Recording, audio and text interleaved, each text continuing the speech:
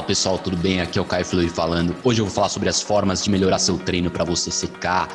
Sim, vou abordar um estudo novo muito interessante sobre o ganho e perda de massa muscular com a idade. Também pretendo falar sobre outro estudo mostrando como o treino de musculação pode reverter os sintomas do mal de Parkinson.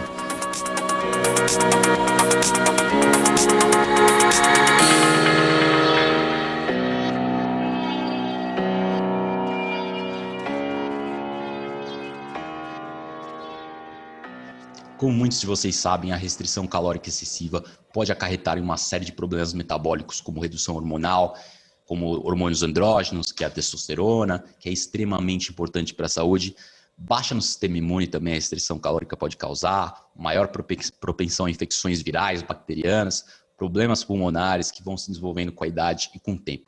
Então, claramente, esse não é o caminho, muitos de vocês já sabem, principalmente a longo prazo. Pois é claro, não vou negar os benefícios da restrição calórica a curto prazo. Então tem uma diferença muito grande entre restrição calórica a curto prazo e a longo prazo. A curto prazo, seu açúcar sanguíneo vai reduzir, a insulina vai reduzir, inflamação vai baixar bastante também, a testosterona pode subir, inclusive, restrição calórica a curto prazo, quando você queima a gordura. Mas a longo prazo, vários problemas vão surgindo, porque há uma baixa no metabolismo. Você começa a perder músculo, começa a perder gordura, mas seu metabolismo se acostuma com o novo consumo calórico. Assim, ele se torna mais lento. Daí você precisa consumir cada vez menos calorias para ter os mesmos resultados. Por isso também esse não é o caminho, porque piora a saúde a longo prazo, o sistema imune e reduz muito o seu metabolismo. Então, já que eu estou falando sobre restrição calórica, vou aproveitar e abordar esse tema logo de cara, que vai além de muita coisa, porque é muito importante vocês entenderem que o objetivo do novo estudo australiano, eu vou falar sobre o novo estudo australiano aqui que eu tenho em mãos, extremamente importante para a ciência, comparando o jejum versus a restrição calórica, que são coisas distintas. Então, a pesquisa é da australiana Leone Heilbron, PhD. Sua pesquisa com jejum analisou vias biológicas que auxiliam na redução do risco de doenças crônicas. Então, é um estudo específico com mulheres, e a pesquisadora disse na sua entrevista, que eu escutei recentemente no podcast do Dave Asprey, podcast A Prova de Balas, ela falou que os pesquisadores viram, né, ela e sua equipe, notaram que o grupo de jejum intermitente perdeu um pouco mais de peso do que o grupo de restrição calórica. E eles tiveram melhorias na sua saúde superior. Então, houve outros resultados positivos, como redução de diabetes, marcadores de risco cardiovascular, além da perda de peso. Então, eu vou falar sobre o estudo aqui. O estudo se chama Efeitos de jejum periódico versus restrição de energia diária na saúde metabólica, ou seja, jejum versus a restrição calórica. Então, basicamente foi um jejum de 24 horas, dia sim, dia não, né, que se chama jejum de dias alternados, e o objetivo desse estudo foi examinar se o jejum periódico melhora os marcadores de risco de diabetes e saúde cardiovascular. E comparou isso aos efeitos observados com a dieta por restrição energética, restrição calórica, e também sem alteração na ingestão energética. Então, eles compararam 4 grupos diferentes, que eu vou explicar cada um deles para você entender exatamente o que eu estou falando. Então, a hipótese de que o jejum periódico, com ou sem perda de peso, seria tão eficaz quanto a restrição energética diária para melhorar marcadores de saúde metabólica e o metabolismo. Mas a pesquisadora se surpreendeu. Então, nesse ensaio clínico de 88 participantes, que durou 2 meses, o que aconteceu? Primeiro, eles dividiram os participantes em 4 grupos diferentes. Então, teve um grupo de participantes experimental de restrição calórica, onde houve restrição de 25% das calorias diárias consumidas, então, basicamente, reduziram as calorias. O segundo grupo teve uma dieta equilibrada em energias, ou seja, a dieta forneceu 100% das necessidades energéticas para alcançar a estabilidade do peso. Então, o objetivo nesse grupo foi não alterar nada. E o terceiro grupo de participantes experimental foi de jejum periódico com perda de peso. Daí esse jejum periódico é um dia jejum de 24 horas, que é basicamente o dia inteiro sem comer, só uma refeição, e outro dia consumindo 3 refeições. E alternando, dia sim, dia não, dia sim, dia não. Só que nos dias que os participantes consumiam uma alimentação normal, eles acabaram consumindo 1,5 vezes a quantidade normal de comida que os outros dias. Então, esse estudo foi projetado, esse grupo foi projetado para consumir 1,5 vezes o que eles consumiram no dia anterior. Já o quarto grupo experimental, jejum periódico, tentando compensar as calorias não consumidas no dia seguinte. Ou seja, nesse quarto grupo, 3 dias por semana de jejum, né, dia sim, dia não, e no dia do consumo energético de calorias, houve o dobro da quantidade normal de comida consumida que os outros dias, justamente para alcançar a estabilidade de peso. Então, eles forçaram uma alimentação maior no dia que eles não fizeram jejum para alcançar a estabilidade de peso. Mas o resultado do estudo foi muito, muito surpreendente. Então, o que aconteceu? Os participantes do grupo de jejum perderam mais peso que o grupo de restrição calórica.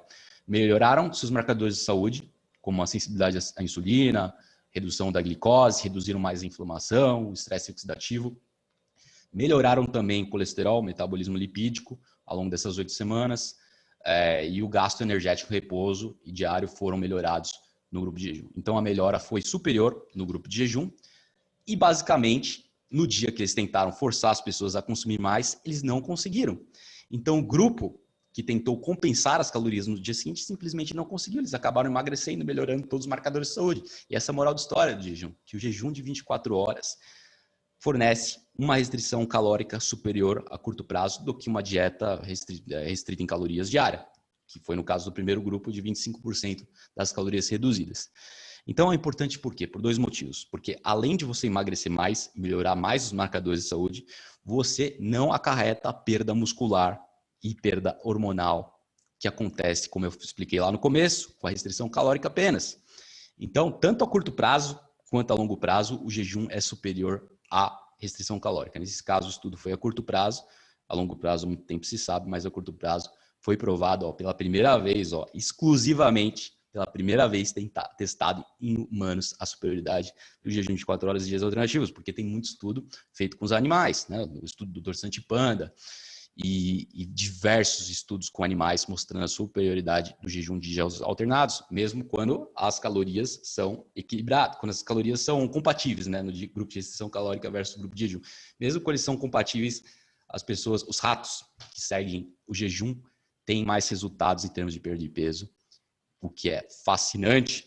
E agora temos provas em humanos de que simplesmente você não pode bater o jejum. Não tem como bater o jejum, tá certo? Então, é incrível esse jejum que a autora disse nessa entrevista aí do Dave Asprey que eu escutei essa semana, que o grupo comeu 1,5 vezes o número de calorias no dia seguinte e realmente emagreceu muito mais que o grupo de restrição calórica. E é isso basicamente o que eles tendiam a fazer. Eles não conseguiam comer 2 vezes mais. Eles foram forçados, o grupo, a comer 2 vezes mais. O grupo que consumiu 1,5 vezes as calorias atingiu esse estado mais naturalmente. Então, esse é mais ou menos o set point, onde você chega. Você compensa no dia seguinte, mas você não consegue compensar tudo que você perdeu no dia sem calorias. Então, muito surpreendente.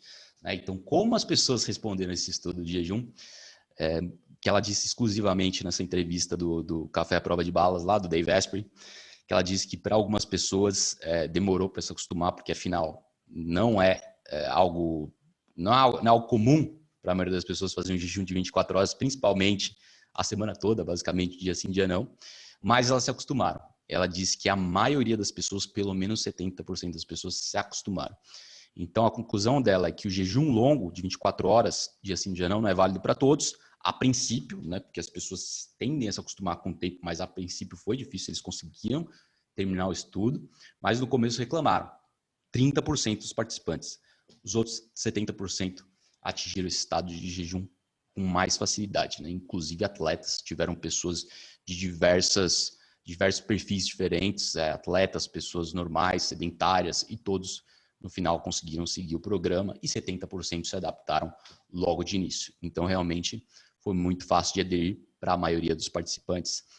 E, é claro, que eu já vou entrar na questão de o que eu faço, o que você deveria fazer, que é algo personalizado, talvez seja uma abordagem muito restrita para a maioria das pessoas fazer, porque não há necessidade de você comer dia sim, dia não, de 24 horas. Mas como eu promovo muitas vezes, 2 vezes na semana, de 24 horas para aqueles que têm um metabolismo mais lento, dificuldade de perder peso, não são tão atletas assim, e talvez 1 vez na semana ou a cada 2 semanas, como eu faço, um jejum de 24 horas para aqueles que são mais atletas e só querem melhora na saúde, não necessariamente perda de peso com o jejum. Beleza, pessoal? Mas todo mundo teve resultado positivo, porque jejum é ótimo, realmente precisa mudar. Se você precisa mudar, você precisa começar o jejum. é uma das modalidades mais fáceis para você perder peso de forma sustentável. Então, mesmo se sua dieta não for perfeita, você ainda vai ter grandes resultados com esse tipo de jejum, mas vamos começar pelo comercial agora, depois eu falo mais sobre os perigos da restrição calórica a longo prazo e tudo que você pode fazer para resolver isso.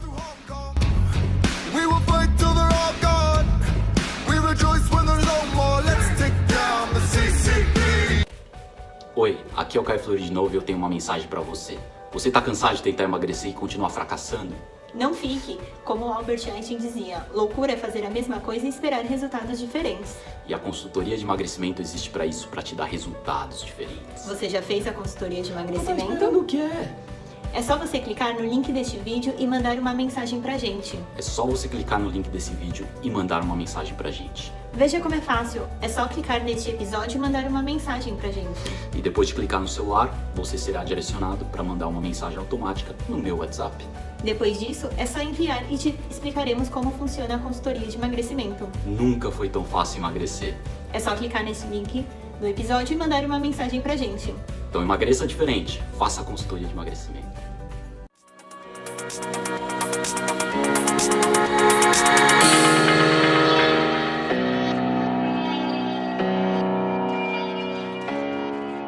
Pois bem, além de ter oferecido menos resultado à restrição calórica, ela só funciona a curto prazo. A longo prazo pode ser um desastre total para a saúde, muito diferente que o jejum, e pode ser ruim para o metabolismo, principalmente se o consumo proteico não for adequado. Esse é um ponto que eu martelo bastante, reitero muito, salientando o fato de que restrição calórica apenas funciona quando o consumo proteico é elevado e a atividade física é elevada também. Mas, em geral, não é adequado para a maioria das pessoas. Então, um consumo proteico adequado, a restrição calórica é outros 500, o resultado é totalmente diferente. Né? Inclusive, lembrando um estudo muito interessante que mostrou que 40% das pessoas sofrem uma piora no metabolismo, uma baixa no metabolismo muito elevada, uma piora no metabolismo da glicose, aumento de resistência à insulina, então aumenta a resistência à insulina com a restrição calórica a longo prazo. Porque, como eu falei, o corpo se adapta a esse consumo calórico mais reduzido, portanto, ele se torna menos eficiente em queimar gordura. O corpo se torna mais eficaz em quê? Estocar a gordura. Por isso que você não pode entrar na armadilha da restrição calórica. Agora, a proteína impede que isso aconteça. Por isso que se você fizer uma restrição calórica com proteína elevada, o seu metabolismo vai se manter elevado, porque proteína aumenta o quê? Acertou. Músculo. E músculo mantém o quê? Acertou. Seu metabolismo elevado, a tireoide funcionando bem. Então, o metabolismo pode baixar demais realmente com a dieta baixa em proteína, baixa em calorias, quando você fica um pouco muito abaixo de 1.200 nas mulheres, mais ou menos 1.500 nos homens. Então, 1.500 já é baixo, né? Em homens, se você comer 1.500 com proteínas, já não é tão ruim assim, então pode ser sustentável para a maioria das pessoas, mas o ideal mesmo, é claro, você consumir uma dieta isocalórica equilibrada em calorias de 2.000 calorias treinando sempre, porque se você não treinar, você não vai conseguir consumir 2.000 calorias e manter um percentual de gordura corporal baixo e ideal.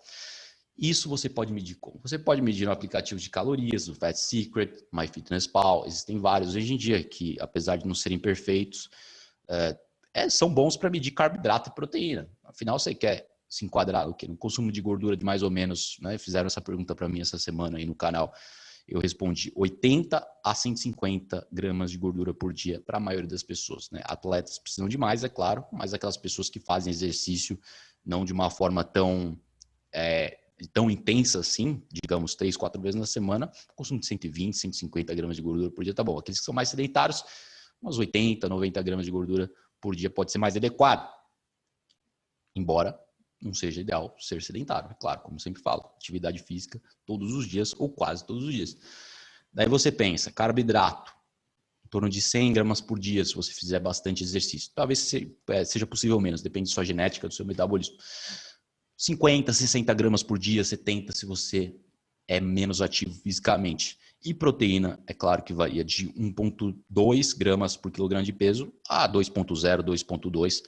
Depende do seu nível de atividade física. Se você faz muita musculação, 2,0, 2,2. Se você faz pouca, 1,2, 1,4 pode ser ideal para você. Então, tem várias opções aí de consumo proteico adequado e saudável. Basta você saber onde você se enquadra. Agora, a mágica, a longo prazo, está no treino resistido, treino de musculação. Então, eu vou entrar em mais detalhes no estudo interessantíssimo aqui sobre musculação na terceira idade. Mas antes disso, eu vou passar umas dicas práticas para você, porque a maioria dos meus ouvintes não são da terceira idade, perfil mais jovem. Então, o que significa que você consumir um monte de calorias nutritivas e saudáveis das várias fontes que eu sempre menciono, órgãos, carnes, peixe, frango, né? Fontes proteicas ricas em gordura. Você não pode ficar procurando clara de ovo, peito de frango, não, nada disso. É para comer gordura mesmo, que é onde estão os nutrientes. Não é uma dieta baixa em gordura. Então, assim você perde gordura corporal, consumindo gordura, porque consumindo gordura você perde gordura corporal. Olha que frase linda. De forma sustentável. Então, sem músculo, fica mais difícil, porque músculo auxilia na queima de gordura e, dessa forma, não requer muita restrição calórica.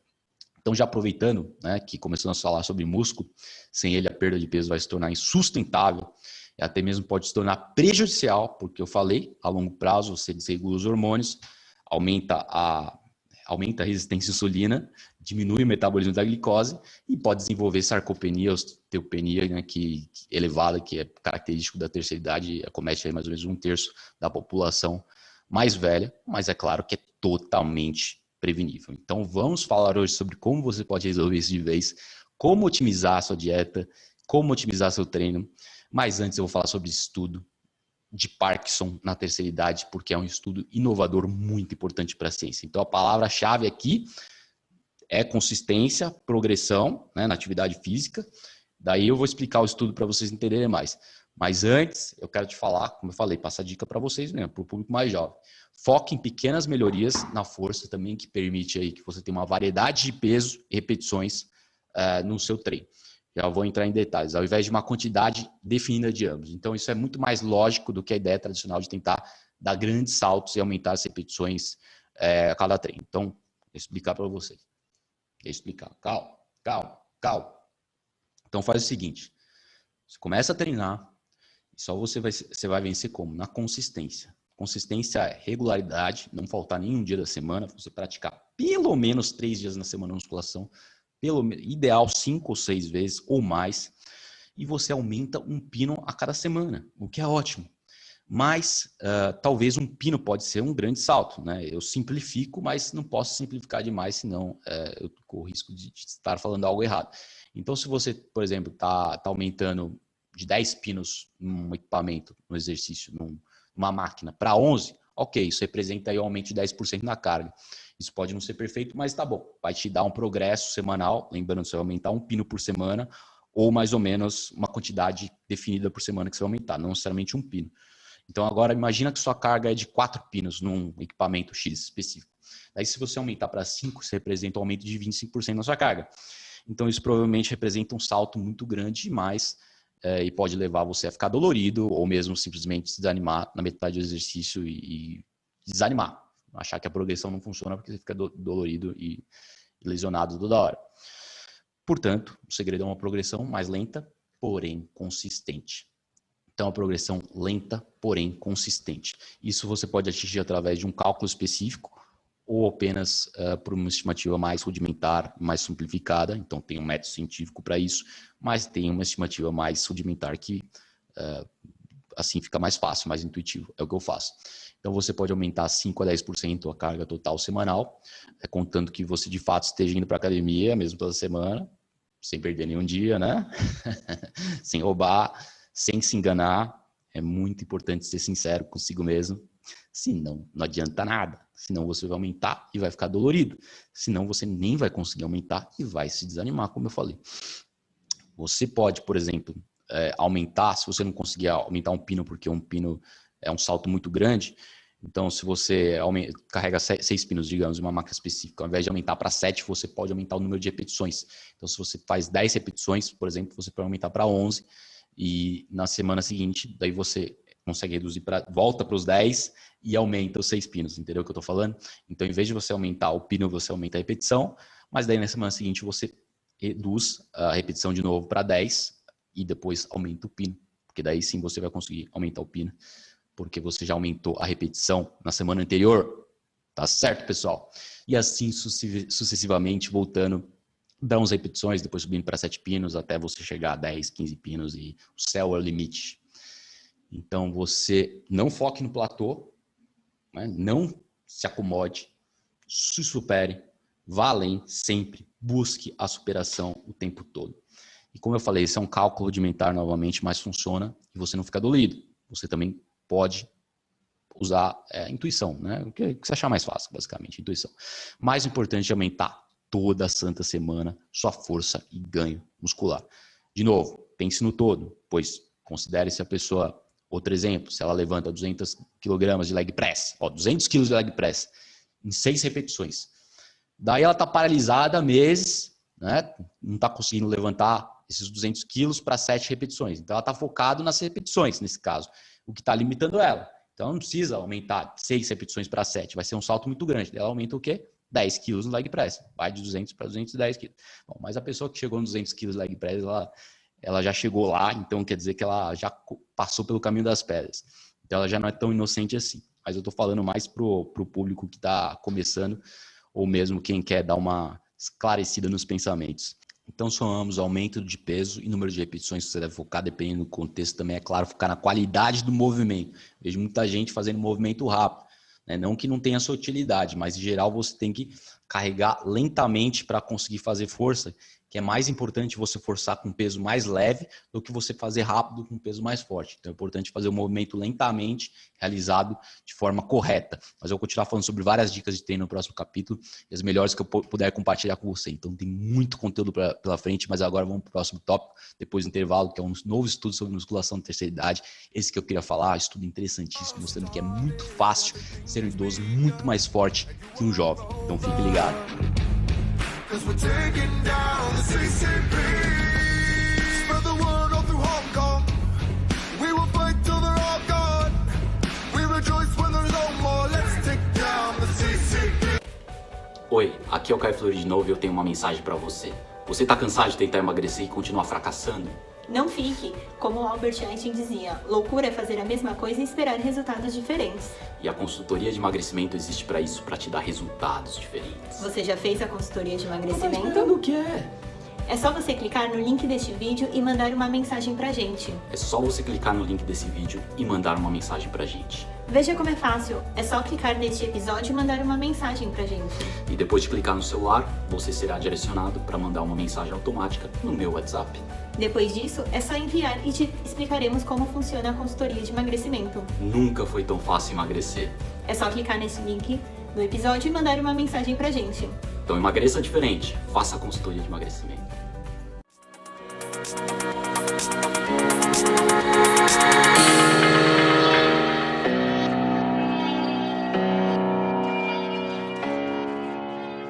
Vamos lá, então. Esse estudo com idosos foi incrível, os resultados fenomenais, mostrando que idosos podem realmente ser mais fortes que jovens, embora sua performance caia mais rapidamente quando param de treinar. Então, contanto que continuem treinando forte, certamente vão ter resultados e ganhos superiores aos mais jovens. Portanto, isso é um incentivo muito grande para você que está nessa idade, ou que tem um pai que está precisando ganhar músculo, que está ficando gordo e magro, sarcopênico, perda muscular gradual de idade. Então, assim, é muito possível realizar isso. Eu vou ler o estudo para você, que é incrível. O estudo se chama Dosagens de Exercícios para Reter as Adaptações do Treinamento de Resistência em Jovens e Adultos Idosos. Então, treinamento de resistência, que é a musculação, é uma contramedida comprovada para sarcopenia de alto grau. Sarcopenia é perda muscular gradual com idade. No entanto, manter a massa muscular continua sendo uma questão importante que pode limitar o apelo do treinamento de musculação como uma abordagem terapêutica, principalmente idosos. Sendo assim, não havendo requisitos de dosagem bem definidos para manter os ganhos. Então, o objetivo foi testar a eficácia de duas prescrições de manutenção no músculo: tamanho e distribuição do tipo de miofibras e resistência. Então, a hipótese deles é de que a dose mínima necessária para manter as adaptações induzidas pelo treino de musculação seria maior nos idosos de 60 a 75 anos versus os jovens de 20 a 35 anos. Então, a hipótese é que eles precisavam treinar mais, né? Então, o método de estudo foi o seguinte: 70 adultos participaram de um estudo de exercício de 2 fases que consistiam em treino resistivo de 3 dias por semana, ao longo de 16 semanas, que são 4 meses. Então, 3 dias na semana de musculação, ao longo de 4 meses. Essa foi a fase 1. Seguindo por um período de 32 semanas, que é mais ou menos 8 meses, que foi a fase 2, com uma atribuição de destreinamento. Então, nesses 8 meses seguidos, houve um foi a parte do destreinamento, no qual eles ficaram sem treinar. Então, ao longo desses 8 meses, eles ficaram sem treinar, ou, né, separaram 3 grupos depois desses 4 meses treinando. Depois desses 4 meses treinando, um grupo ficou sem treinar por 8 meses, o outro grupo reduziu a carga de musculação para 1/3 e o outro grupo para 1/9 do total do que faziam antes. Então, o resultado foi o seguinte: a fase de 1 resultou em ganhos esperados de força, tamanho de miofibra e massa muscular, juntamente com a mudança típica de distribuição do tipo de miofibra. Ambas as prescrições de manutenção preservaram a hipertrofia muscular de fase 1 em jovens, mas não em idosos. Então, o que aconteceu? Os jovens que continuaram treinando em 1/3 da dose e 1/9 da dose mantiveram ganhos superiores aos idosos. Volta no que eu falei no começo: os idosos perderam peso mais rapidamente. No entanto, quando voltaram a treinar, durante o período de treino, não houve diferença no ganho muscular. Os idosos conseguiram, surpreendentemente, ganhar tanta massa muscular quanto os jovens. Então, em ambas as faixas etárias, o destreinamento reverteu as mudanças do tipo de miofibra de fase 1 e para 2x para 2A. Então, força adquirida durante a fase 1 foi amplamente mantida durante esse treinamento, com apenas uma ligeira redução nas últimas semanas de treinamento. Conclusão. Concluímos que os adultos mais velhos requerem uma dose maior de carga semanal do que os jovens para manter a hipertrofia muscular atingida durante um programa progressivo de treinamento de musculação. Ou seja, volta de novo o que eu falei, o ganho muscular dos velhos cai mais rápido durante o período sedentário. Só por isso eles estão falando que os idosos exigem um treino maior, porque sabendo, né, já prevendo que vão parar de treinar em algum momento, o músculo vai cair mais rápido. Então, por exemplo, se deixarem de treinar nas férias por um mês, o músculo e a força vai cair mais rapidamente no idoso. Só por isso eles precisam treinar mais. Agora, se eles não pararem de treinar, obviamente, eles não precisam treinar mais, porque, como eu falei, os ganhos são muito parecidos. Então, é muito incrível esse estudo que mostra que realmente não tem desculpa, a qualquer idade você pode atingir ganhos muito, muito substanciais e realmente ter um corpo que você sempre sonhou. Então, basicamente é isso. Então, vamos para o próximo estudo, mas só enfatizando que esses resultados foram incríveis, mostra que idosos podem ser fortes pra caramba, e essa é a moral da história. Então, último estudo, em Parkinson também, interessantíssimo. Como a musculação pode tratar o mal de Parkinson, um estudo revolucionário. Então, é um experimento que basicamente se propôs identificar redes de transcrição que podem contribuir à remodelação neuromuscular, mas basicamente a remodelação neuromuscular que é induzida pela musculação que reverte os sintomas do Parkinson. Basicamente, reverte a doença, né? Então, como o treinamento existente de musculação pode remodelar o sistema nervoso para desenvolver equilíbrio e estabilidade, literalmente acabar com os sintomas de tremedeira, né? O excesso de dopamina do Parkinson. Então, vamos ler o estudo aqui. Nome do estudo: Impacto reabilitador do treinamento físico nos programas de transição do músculo esquelético humano na doença de Parkinson. Então, a doença de Parkinson é a doença neurodegenerativa motora mais comum, e os déficits de função neuromuscular associados à doença contribuem para essa deficiência. Visando esses sintomas, nosso laboratório avaliou previamente o exercício de resistência, que é a musculação, resistência de alta intensidade, de 16 semanas, então 4 meses, período de estudo, no treinamento e reabilitação de indivíduos com Parkinson. Resultado do estudo: relatamos melhorias significativas na massa muscular, função neuromuscular, que é força, potência, ativação de unidade motora, melhora nos índices de integridade de junção neuromuscular, melhora na pontuação total e motora na escala unificada de classificação de doença de Parkinson. Ou seja, houve uma grande melhora na coordenação motora. Todos os sintomas de Parkinson, literalmente, foram revertidos. Então, aumenta a pontuação do questionário de qualidade de vida, demonstrou, são basicamente 39 itens, demonstrou melhoria total dos sintomas de Parkinson, repetindo, melhoria total dos sintomas de Parkinson que afetam a qualidade de vida. Então, o resultado desses estudos apontam para o uso do treinamento resistido para reverter os sintomas da doença. E o objetivo deles foi identificar essas redes mais detalhadamente, redes transcricionais que podem contribuir para a remodulação neuromuscular induzida pelo treinamento de musculação na doença. E geramos o sequenciamento do RNA, do músculo esquelético, de todo o transcriptoma em 5 participantes com a doença, antes e após as 16 semanas do exercício de musculação de alta intensidade, para identificar redes transcricionais que podem, em parte, sustentar a remodulação neuromuscular induzida pelo treino resistido. Então, após esses 4 meses de período de estudo, 4 meses de musculação. 304, olha que interessante o resultado, 304 genes foram significantemente regulados positivamente, principalmente relacionados à remodelação e ao desenvolvimento do sistema nervoso e músculo. Então, 304 genes relacionados à remodelação do sistema nervoso e músculo. Além disso, 402 genes, principalmente reguladores negativos da adaptação muscular, foram desativados. Então, 402 genes reguladores negativos da adaptação muscular foram desativados. E, por fim, esses resultados identificaram potenciais transdutores moleculares das melhorias induzidas pelo treinamento existido na remodulação neuromuscular e função motora, que podem ajudar na otimização de estratégias de reabilitação de exercício para indivíduos com mal de Parkinson. Então, fantástico, fenomenal, é uma grande melhoria na coordenação motora, equilíbrio, força, potência. Na entrevista do autor do estudo, que eu escutei no podcast Steam Talk, podcast lá da Flórida, dos Estados Unidos, pesquisadores da NASA. Então, ele resumiu os achados dizendo que grande parte dos participantes reverteram os sintomas da doença. A maioria deles. E vale notar que os participantes selecionados estavam num grau médio da evolução do Parkinson. Então, não eram aqueles que estavam no início, nem aqueles que estavam na fase tardia, naquela fase que a pessoa nem consegue dormir direito, não consegue falar e não consegue nem se mexer. Então, realmente, os participantes tiveram melhorias significativas, muito mais significativas. A grande maioria dos participantes reverteram totalmente sintomas de Parkinson. Então, é muito incrível, por isso que eu estou aqui mencionando para vocês e só mostro que é melhor na ciência. Então, vamos continuar falando sobre isso nos próximos. Beleza, pessoal? Abraço.